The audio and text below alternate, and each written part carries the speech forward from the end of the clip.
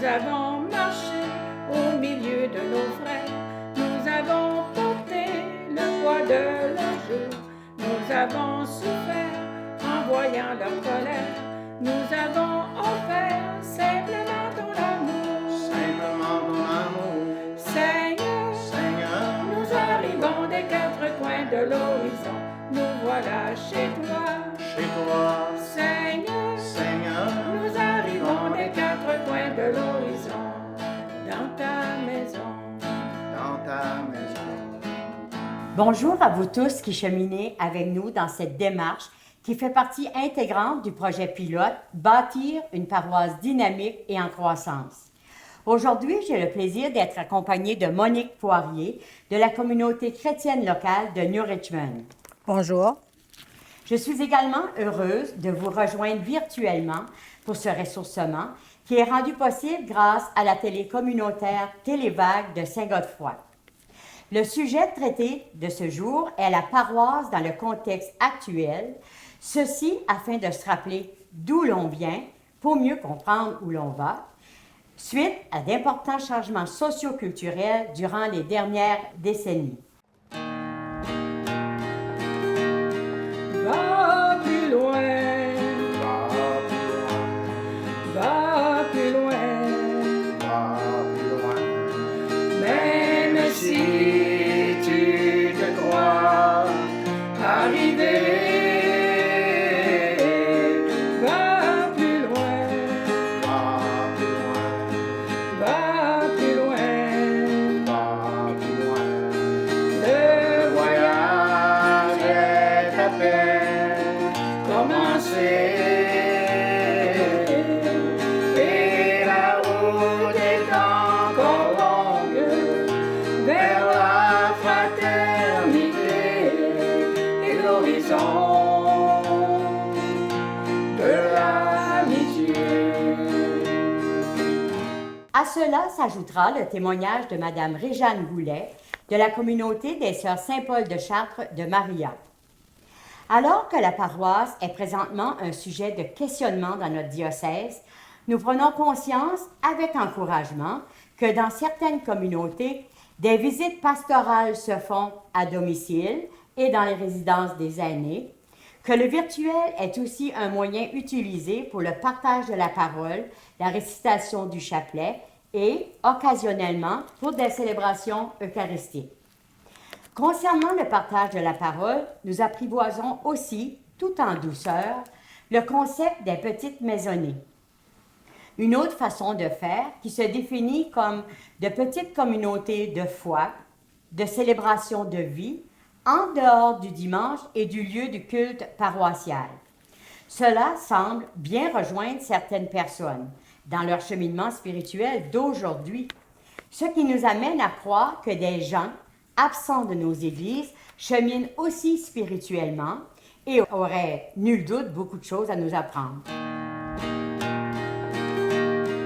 Va plus loin, Va plus loin, va plus loin, va plus loin. même si On peut même percevoir cette réalité dans les écrits de Saint Paul. Quelques-uns de ces textes révèlent la constitution de petites communautés qui sont simplement désignées par l'apôtre Paul avec le mot « maison ». Il s'agit de la naissance des premières paroisses. Madame Réjeanne Goulet vient d'ailleurs confirmer ces données et nous dire quelques mots concernant Saint Paul, ce premier apôtre évangélisateur.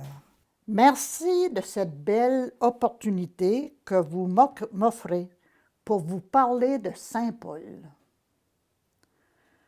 Paul est un juif, un pharisien, un théologien, né d'une famille influente et riche à Tarse.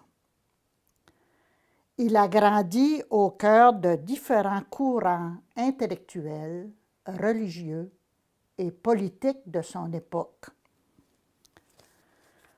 Paul est enraciné dans les Saintes Écritures et dans la piété juive. Et en même temps, comme pharisien, Il est animé d'un zèle excessif pour la tradition de ses pères et l'application de la loi. Ce Paul de Tarse devient, avec tout son potentiel, persécuteur des disciples de Jésus, des premiers chrétiens. Mais un jour, sur le chemin de Damas, alors qu'il se rendait à Jérusalem persécuter les chrétiens, il fit une grande rencontre, la rencontre de Jésus-Christ. Cette rencontre a été l'événement fondateur de sa vie d'apôtre et de persécuteur de l'Église. Il devient disciple de Jésus-Christ dans son Église. Paul, c'est un homme qui a eu le courage et l'humilité de suivre Jésus. C'est un converti qui, depuis la rencontre avec Jésus, donne sa vie pour celui qui l'a persécuté. C'est un missionnaire enraciné fermement et foncièrement engagé, un messager de la bonne nouvelle que rien ni personne ne peut faire taire. Par ses écrits que nous connaissons aujourd'hui, qui forment la doctrine de la vie chrétienne, il est perçu comme le héros de la prédication chrétienne primitive. Paul a le sens de la communauté et une vision à la fois globale et universelle de l'Église de Jésus-Christ. Il rassemble les chrétiens dans leurs lieux de culte, sur le terrain, dans les maisons privées, dans les prisons. Enfin, là où est Paul, Paul est pasteur. Ces lettres appelées Épîtres de Saint Paul sont bien présentes dans la liturgie. Elles nourrissent notre foi, notre engagement. Elles sont toujours d'actualité dans une Église, une société en pleine évolution. À l'image de Saint Paul, nous sommes invités, nous aussi, à ouvrir nos horizons et à oser faire Église là où nous sommes, c'est-à-dire dans les lieux de rassemblement, dans nos églises, mais aussi en dehors de nos lieux de culte, afin de favoriser la naissance de petites maisonnées. Il s'agit de ces petites communautés de foi initiées par Saint Paul dès le début de l'Église et dont nous parle si bien Monseigneur Proulx dans sa lettre pastorale « Saluer l'Église qui se rassemble dans les maisons ».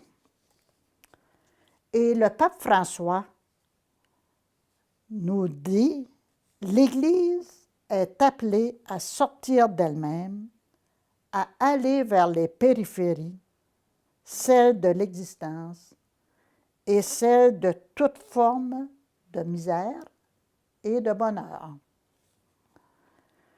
Alors, sur les pas de Saint Paul, ce grand amoureux de Dieu, osons faire Église et bâtissons ensemble une paroisse dynamique en croissance.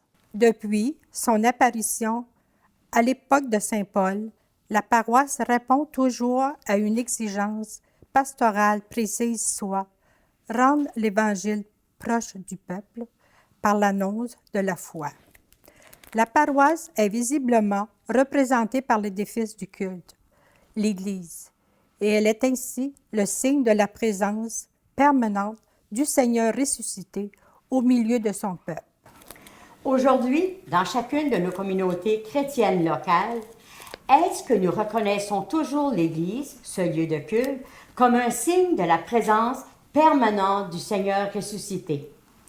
Eh bien, j'ai le goût de vous suggérer, de nous suggérer à chacun et chacune, de poser un geste signifiant en faisant ceci. Lorsque nous allons passer devant une église, que ce soit celle de notre communauté ou celle d'une autre, nous allons prendre conscience de cette présence de Jésus-Christ et pourquoi pas, à l'exemple de nos ancêtres. Moi, j'ai le souvenir que mon grand-père le faisait, il manquait aucune église pour le faire. Ce signe, c'est le signe de la croix.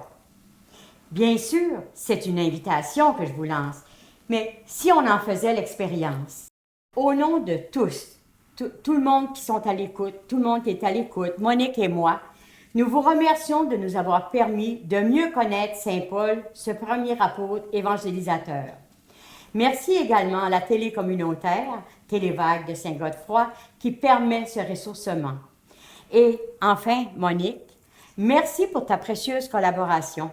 En plus de tes nombreux engagements dans la communauté chrétienne locale et paroissiale, tu as accepté un engagement en lien avec notre vie en Église. C'est très apprécié. Merci.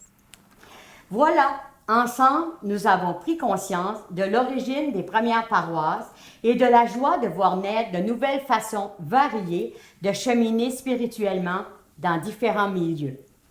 Le pape François nous invite à invoquer Marie, mère de l'évangélisation, afin qu'elle nous aide à dire notre oui dans l'urgence de faire résonner la bonne nouvelle de Jésus à notre époque et surtout d'ouvrir notre conscience à accueillir la nouveauté. Maintenant, dans la confiance, prions le Seigneur. Seigneur Jésus, donne-nous d'aimer ton Église et d'en être fiers. Tu nous invites à en prendre soin en nous aimant les uns les autres tels que nous sommes, jeunes ou vieux, riches ou pauvres, malades ou en santé, sans oublier les absents et tous ceux qui se sont éloignés de l'Église. Tu nous appelles à faire confiance à l'Esprit Saint qui guide chacun de nos pas. Marie, notre Mère, tiens-nous la main et marche avec nous dans ce projet de faire de notre paroisse de Sainte Famille une paroisse dynamique et en croissance. Rends-nous sensibles à la présence de Jésus en nous et autour de nous. Soutiens-nous afin que nous puissions oser agir et persévérer à servir et aimer Dieu en union avec tous nos frères et sœurs sans exception. Je vous invite à notre prochain rendez-vous alors que nous continuerons à explorer le thème « La paroisse dans le contexte actuel ». Au plaisir de vous retrouver. Seigneur, nous arrivons des quatre coins de l'horizon. Nous voilà chez toi.